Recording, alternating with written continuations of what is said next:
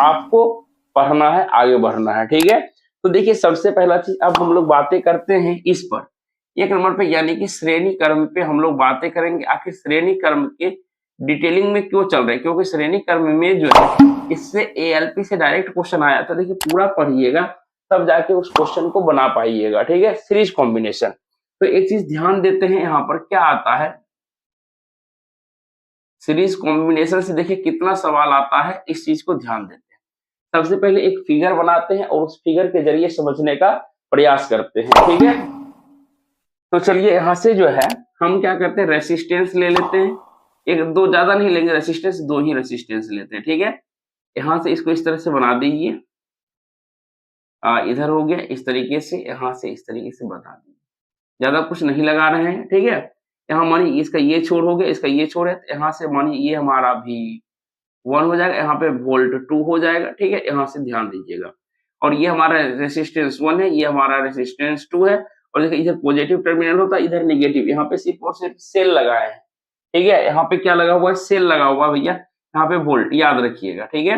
तो हमेशा जो है कि करंट क्या होता है, पॉजिटिव से नेगेटिव की तरफ जाएगा, यहाँ पे करंट आई हो जाएगा, इस तरीके से पास करते हुए मानिए यहाँ तक आ जाएगा, ये हमारा क्या है, आई, ठीक है। ये हमारा कॉम्बी आपने देखा क्या। अब देखिए बचपन में क्लास 10th में हम लोग रटते थे कि भैया इसको ऐसे जोड़ो ऐसे जोड़ो, नहीं, देखिए आप पढ़िए अच्छे से। देखिए पहला जो रेसिस्टेंस को छोड़िए, डिफिनेशन सीखिए, यानी कि देखिए पहले रेसिस्टेंस का अंतिम सिरा, यानी कि दूसरा छोर कहिए, या पहले रेसिस्टेंस का अंतिम सिरा, क्या बोले, लास्ट एंड, दूसरे का क्या हो जाएगा, दूसरे का देखिए पहला सिरा से जुड़ेगा, पहला का यहां लिख देते हैं, पहला का अंतिम सिरा, दूसरे का पहला सिरा, उसके बाद देखिए फिर आगे बढ़िएगा तो दूसरा का क्या हो जाएगा, अंतिम सिरा, तीसरा का पहला सिरा, इस तरीके से जो जुड़ेगा उसको हम लोग क्या कहते हैं, श्रेणी क्रम, यानी कि सीरीज कॉम्बिनेशन कहते हैं, ठीक है। अब देखिए यहाँ पर इसका हम लोग जो पढ़ रहे हैं, जैसे आर वो दो को जोड़े यहाँ पर, तो होता है हम लोगों का समतुल्य प्रतिरोध होता है, ठीक है। तो उसको हम लोग किस फॉर्मूला से देखते हैं, तो आर एस बराबर होता है R1 प्लस R2, इसको ध्यान रखना है बस। यहाँ से देखिए क्या होता है, R1 प्लस R2 होता है, यानी कि समतुल्य प्रतिरोध का अगर हम निकालते हैं सीरीज कॉम्बिनेशन का, तो उसका सभी जो रेसिस्टेंस दिया हुआ रहेगा उसको आपस में अगर हम लोग जोड़ देते हैं तो क्या निकल जाएगा, उसका ये समतुल्य प्रतिरोध निकल जाएगा आसानी से, ठीक है। लेकिन इससे तो काम नहीं चलेगा, आपका क्वेश्चन जो एग्जाम में पूछा गया था, ठीक है, क्या क्वेश्चन पूछा गया था, इस चीज को हम लोग अच्छे से देख रहे हैं। तो अब देखिए इसमें बताइए क्या होगा, इसमें जो है कि याद रखिएगा करेंट, यानी कि धारा का मान जो है, धारा बोले तो करेंट, ठीक है, करेंट का मान जो है, करंट का मान जो है कि समान होगा, याद रखिएगा, जबकि हम लोगों का वोल्टेज का मान, क्या बोले, वोल्टेज का मान जो है वो भिन्न भिन्न होगा, क्या होगा, भिन्न भिन्न होगा, इस चीज को याद रखिएगा। क्या बोले हम, यानी कि सीरीज कॉम्बिनेशन में धारा करंट का मान हर एक जगह सेम होगा, जबकि यहाँ पे जो है कि हम लोगों का वोल्टेज का मान जो है क्या होगा, भिन्न भिन्न होगा, अलग अलग होगा, ठीक है। जब इतना हम लोग कर लिए, ये क्वेश्चन जो है कि यहाँ तक हम लोगों का ठीक है।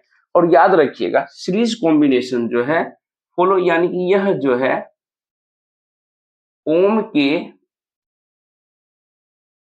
के नियम का पालन करता है। जो ही ओम के नियम का पालन करेगा, तो इससे क्वेश्चन आ गया था, उस चीज को हम अभी आपके सामने जिक्र कर रहे हैं। एक सवाल जो डायरेक्टली डिट्टो आया था, इसको हम यहाँ पे आपको लिख रहे हैं। सवाल जो आया हुआ था, देखिए प्रतिरोधों के, यहाँ देखिए कैसे बच्चे को फंसाया गया, देखिए लिखिएगा प्रतिरोधों के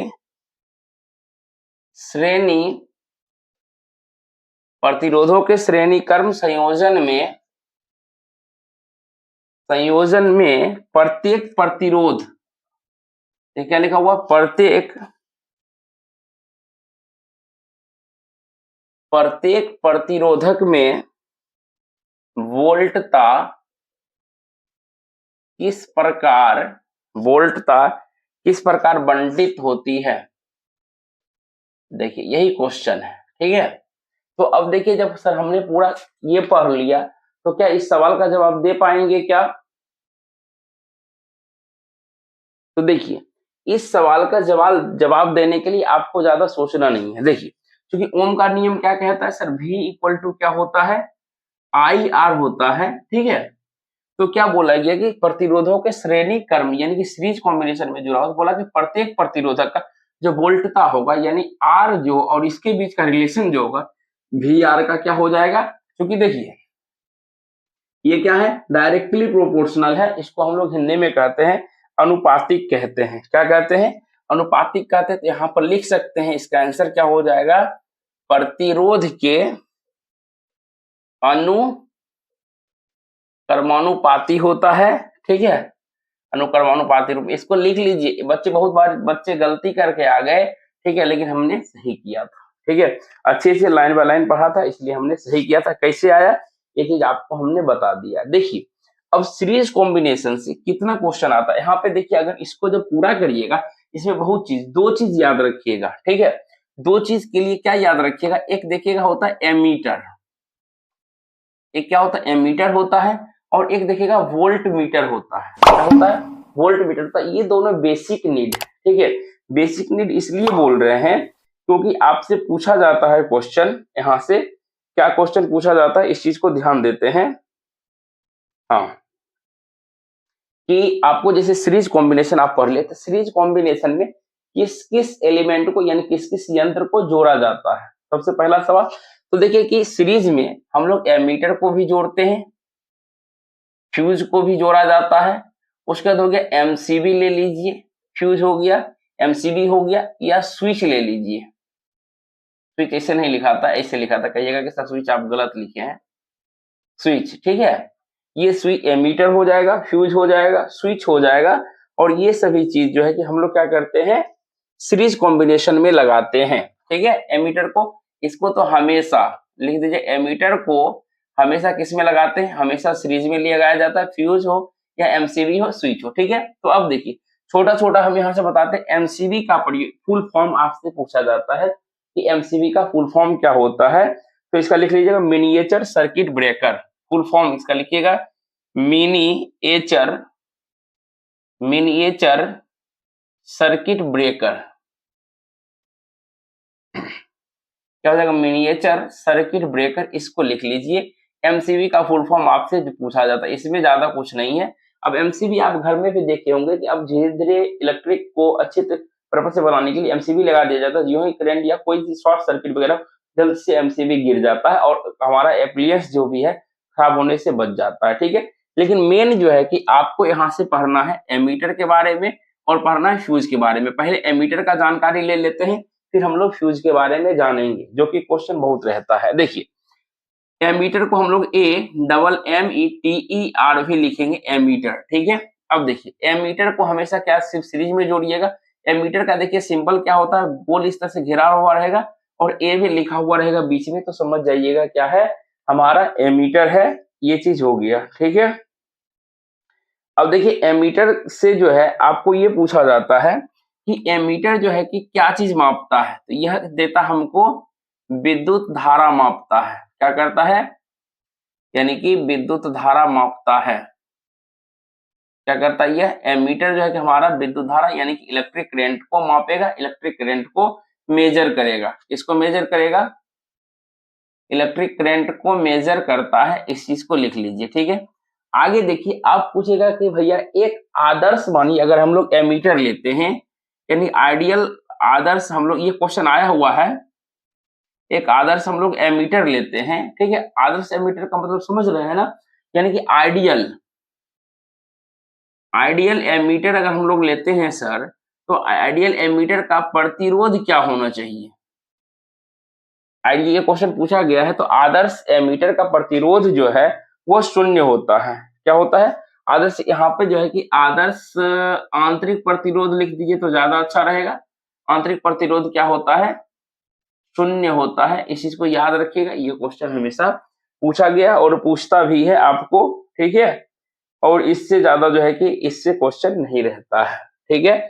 अब चलते हैं फ्यूज के ऊपर में। फ्यूज ये क्वेश्चन देखिए, इसलिए यहाँ पे डिटेलिंग आपके साथ में कर रहे हैं। हो सकता है जिसका पार्ट 3 भी आपके सामने में देखने के लिए, यानी एपिसोड 3 आ जाएगा, लेकिन नहीं, यानी एपिसोड 2 का पार्ट 2 अभी आने वाला है आपके सामने में, क्योंकि एक एक की समझा रहे हैं। देखिए फ्यूज जो होता है ना, फ्यूज, अब देखिए इसके बारे में, सर फ्यूज का उपयोग क्यों करते हैं, घर में बनाइए, देखते होंगे कि फ्यूज, जैसे कि आप कोई भी इन्वर्टर ले लीजिए या घर में भी फ्यूज लगाते होंगे, उसमें देखिएगा कि पतला सा बिल्कुल तार लपेटा रहता है, ठीक है।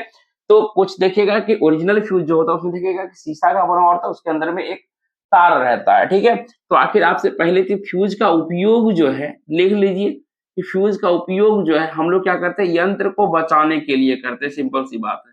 यानी यंत्र